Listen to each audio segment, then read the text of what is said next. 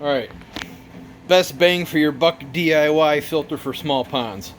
There's a lot of people out there running pressure filters, and if you are, you'll eventually hate it, because I don't care what size pond you have, it's too small for it, and it plugs up continuously, and the UV in it's a joke, and the light, the list goes on. If you got a small pond, by small I mean 1,500 gallons or less, this single barrel system here is probably the, well, not probably, it is absolutely the best bang for your buck DIY filter in the terms of efficiency, price to build, ease to clean, routine maintenance. I mean, you really can't beat it.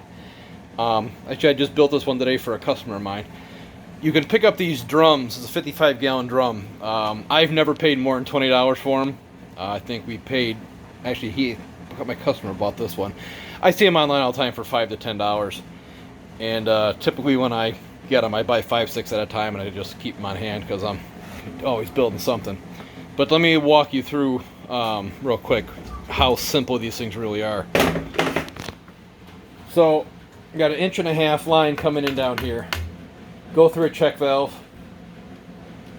Check valve does two things. When you turn it off to clean it, it keeps all the dirty water from backwashing into your pond.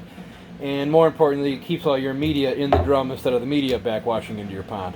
So, check valve, 1.5 inch line in. I got an 1.5 inch bulk or uniseal. Comes in into a 90 here. I run these like a radial flow underneath the media. Seems to work pretty good. It's not enough flow to make your media spin around. The media will sit static, but the water underneath here does slowly radiate, so it's kind of like a radial flow separator. On the very bottom down there, you've got your discharge clean out. That's a piece of 1.5 inch. It's got a bunch of perforated slits on the bottom running along it. That goes out here to a gate valve, through another 1.5 inch bulkhead. So you'll fill this with 2 to 3 cubic feet of K1 media.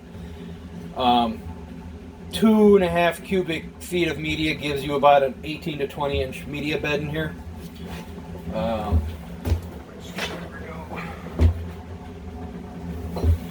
So this here is your output. This is a shower drain. I modify these just by drilling all these holes on the bottom and on the side there. So that's a 2-inch line going out. So your media will sit right at the bottom to side of this. You'll have 12 to 18 inches of K1 media underneath these holes. Water level typically sits right around here. As your media gets dirtier, you'll see it slowly rising up. I typically clean mine when the media starts working its way onto the top of the grate and you can see water coming over the top. The dirtier the media gets, the more water pressure is underneath it, and it will slowly rise. So it's kind of like a built-in when to clean me system, which is kind of neat. So your overflow spills into here, goes down into this 2-inch line, comes out on the side. My customer in this case, he's just dumping this into a waterfall that's already existing. So what I had him do is I had him take this drum home, set it where it's going to go, and then he marked, where he wanted his input, output, and the clean out. So now that this is built, he literally just has to put it in line, hook up his submersible pump, throw a couple cubic feet of K1 media in here, and off you go. The way I clean these, you'll turn your pump off, let your media settle down. I have a little car wash brush, and you just stir and agitate this. It takes literally 10-15 seconds. You stir it all up, you watch your water get all filthy, you open that valve down there, dump it out, it all drains out. Turn the valve, turn your pump back on, and you're done. You can literally clean these things in 30 seconds.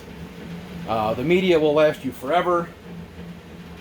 While this isn't a dedicated biomedia bed, K1 is probably one of the best plastic medias there is. And even though you don't have air in here using it as a moving bed, biomedia is all about surface area. And having 2 to 3 cubic feet of K1 in here is 20 to 50 times more than you'll ever be able to get into a pressure filter. Those are actual numbers. This is actually replacing a pressure filter he has in his pond now that's got probably half a gallon of bio balls in it. So his biomedia is going from literally a half a gallon of bioballs to 3 cubic feet of K1. So that's tens of 50s of times of it's a shitload more surface area is what it is. There, that's the number. A shitload more. So you can put one of these filters together for well under $100. The only real expense, which isn't even real expense, is your uniseals. They're going to run you $4 or $5 a piece unless you buy a box of 1,000. The shower drain, I think, is, I don't know, $8. You know, and you need a couple fittings. You need some 1.5 inch and some 2-inch pipe. You can even go to Home Depot and just get the 4-foot sections, because like, you don't even need 4 feet of any of the dimensions in here. So you can literally build this filter for under $100, and that's if you had to buy a pump. You can put comfortably 2,500 gallons an hour through these. But more flow is not always better. I mean, the most efficient filtration is big surface area, slow flow. He's probably going to be running 1,500 to 1,600 gallons an hour through this thing, so it should do fantastic. But, oh, don't forget to ventilate the lid.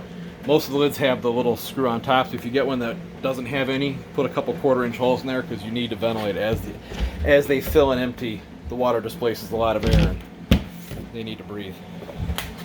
So that's literally it. Less than $100. An untrained ape can build this thing.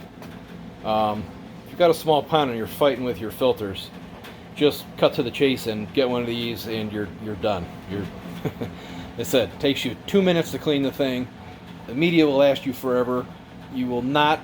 There's not a pressure filter on the market that will come anywhere close to holding the amount of biomedia this thing will have in it. And they work. They just work. End of story. They work.